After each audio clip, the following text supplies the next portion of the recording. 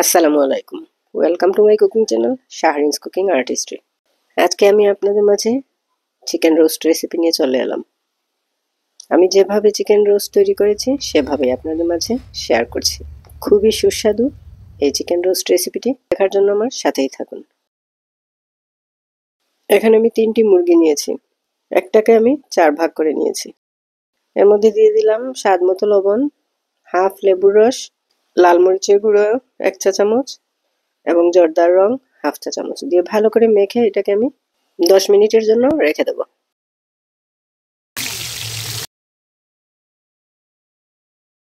তেলে হালকা ফ্রাই করে নিয়েছি, খুব বেশি ফ্রাই করব না, না হলে চামড়াটা শক্ত হয়ে যাবে।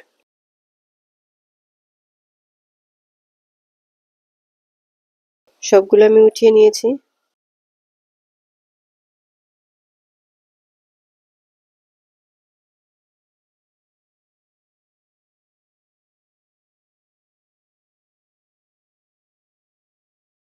এদিকে আমি কিছু আলু বোখারা, কাজু বাদাম, কিশমিশ, 3 টেবিল চামচ টক দই ও হাফ কাপ বেরেস্তা একসাথে ব্লেন্ড করে নিয়েছি।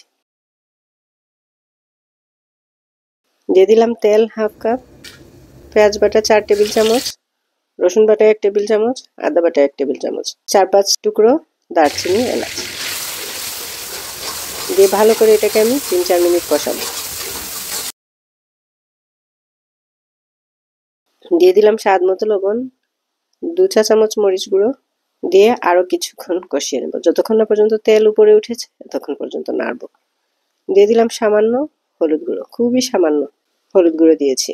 গরম মশলা পাউডার দিয়ে দিলাম 1 চা চামচ দিয়ে সামান্য গরম পানি দিয়ে আমি আরো কিছুক্ষণ এটাকে কষিয়ে নেব।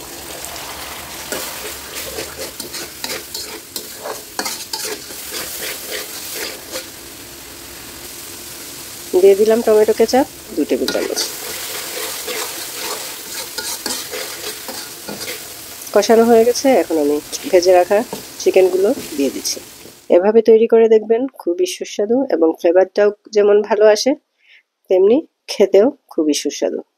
আলু বোখারা দেওয়ার ফলে টক মিষ্টি একটা স্বাদ এর মধ্যে আসে। এখন দিয়ে দিলাম আমি 1 কাপ গরম পানি।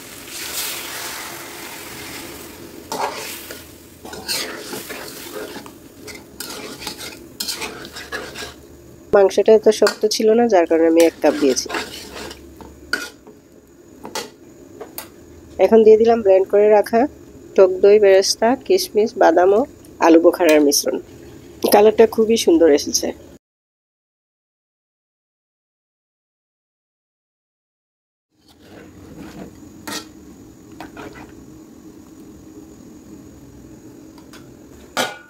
এখন ঢেকে রেখে দেবো যতক্ষণ না পর্যন্ত সেদ্ধ হয়েছে।